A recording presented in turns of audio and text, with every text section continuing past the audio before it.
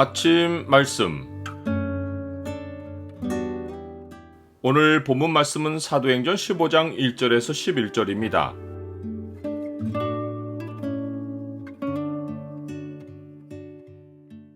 처음도 마지막도 주의 구원은 은혜이다. 오늘 본문을 약속의 창으로 보면 하나님의 구원에 차별이 없는 이유가 무엇인지가 보입니다. 약속의 창을 보여주는 구절은 15장 11절입니다. 그러나 우리는 그들이 우리와 동일하게 주 예수의 은혜로 구원받는 줄을 믿노라 하니라. 바울과 바나바가 1차 전도 여정을 마치고 안디옥으로 돌아와서 형제들과 함께 오래 있을 때 어떤 사람들이 유대로부터 이곳으로 내려와서 가르치기를 너희가 모세의 법대로 할례를 받지 아니하면 능히 구원을 받지 못하리라고 하여 바울 및 바나바와 그들 사이에 적지 않은 다툼과 변론이 일어납니다. 이들은 10여 년 전에 베드로가 고넬료를 만나 복음을 전하고 돌아왔을 때 그가 무할례자의 집에 들어가서 함께 먹었다고 비난을 가했던 예루살렘 교회 내 할례자들입니다. 이들은 그리스도인이지만 바리새파의 배경을 가지고 있어 율법의 규정을 고집했습니다. 그때 베드로가 말하기를 하나님이 우리가 주 예수 그리스도를 믿을 때 주신 것과 같은 선물을 그들에게도 주셨으니 내가 누구에게 하나님을 능히 맡겠느냐라고 하자 할례파도 수긍하고 잠잠하여 하나님께 영광을 돌렸습니다. 그러나 10년이란 세월이 지난 후 이방인들에 관한 율법 문제가 다시 불거진 것은 아직 복음이 신학적으로 정립되지 않은 상황에서 불가피했습니다. 할례파는 언약의 표징인 할례가 없으면 구원을 받을 수 없다는 강경한 입장이고 베드로와 바울과 바나바는 하나님이 이방인들을 구원하시는 선교 현장을 직접 체험했기에 구원이 율법을 통해서가 아닌 것을 확인한 상태입니다. 이제는 때가 되어 이 문제를 신학적으로 정립해야 할 필요가 생겼습니다. 안디옥에 있는 형제들은 바울과 바나바와 및 자기들 가운데 몇 사람을 예루살렘에 있는 사도와 장로들에게 보내기로 작정하고 이들을 전송합니다. 이들이 예루살렘으로 가는 길에서 베니게와 사마리아로 다니며 이방인들이 죽게 돌아온 일을 말하자 그곳 형제들은 다 크게 기뻐합니다. 이 모습이 하나님이 하신 일에 대해 마땅히 보일 태도입니다. 그러나 할례파의 반응이 나타난 것도 하나님이 교회를 세우시는 계획 가운데 일어난 것입니다. 즉, 앞으로 교회에 숱한 거짓 교사들의 공격이 있을 것을 아시는 하나님이 유대에서 온 형제들과 바울과 바나바 사이에 변론이 생겨나게 해서 교회가 바른 교훈을 정립할 수 있는 계기를 마련해 주신 것입니다.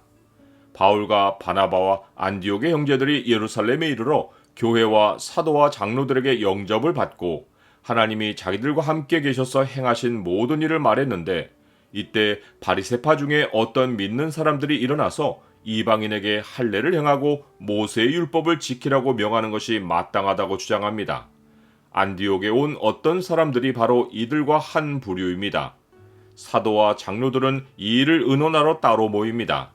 이 자리에서 많은 변론이 오간 것으로 보아 사도와 장로들 가운데도 바리새파의 배경을 가진 자들이 있었던 것이 분명합니다.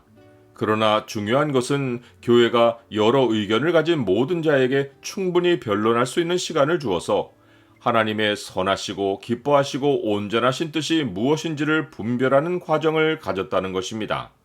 이때 베드로가 일어나서 현장에서 직접 체험한 사실을 가지고 변론을 펼칩니다.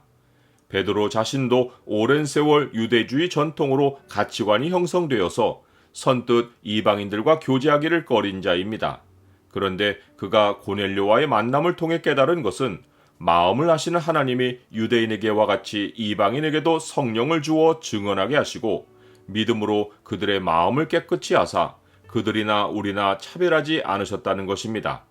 베드로의 증언은 하나님이 사람의 외모를 보지 않고 중심을 보신다는 구약의 말씀과 일치하며 사람이 율법으로 의를 얻지 못하고 하나님이 믿음을 선물로 주셔서 의롭게 하신다는 신약의 말씀과도 일치합니다.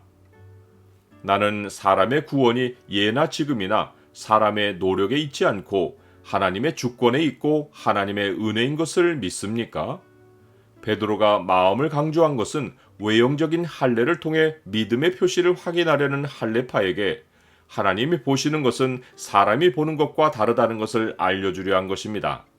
베드로는 하나님이 할례를 받지도 않은 이방인들에게 성령을 주셔서 자기 백성으로 삼으셨는데 어떻게 유대인들도 능히 지키지 못한 율법의 멍에를 그들에게 더 씌워서 하나님이 그들을 율법의 행위에 따라 또다시 받으시는지를 시험하려 하느냐고 말합니다. 베드로의 결론은 하나님이 은혜로 주신 구원은 율법 외에 나타난 것으로서 차별이 없다는 것입니다.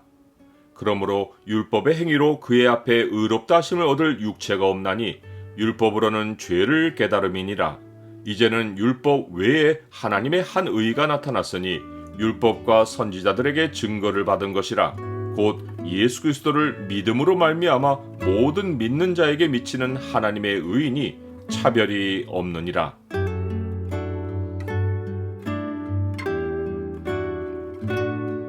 주님, 주가 베푸신 구원은 처음도 마지막도 은혜입니다. 믿음도 주가 주시고 마음을 깨끗하게 하사 선한 양심으로 주를 찾게 하신 분도 주님이십니다. 은혜의 복음에 행위의 멍에를 씌우지 않고 끝날까지 주의 은혜를 구하게 하옵소서. 예수 그리스도의 이름으로 기도드립니다. 아멘.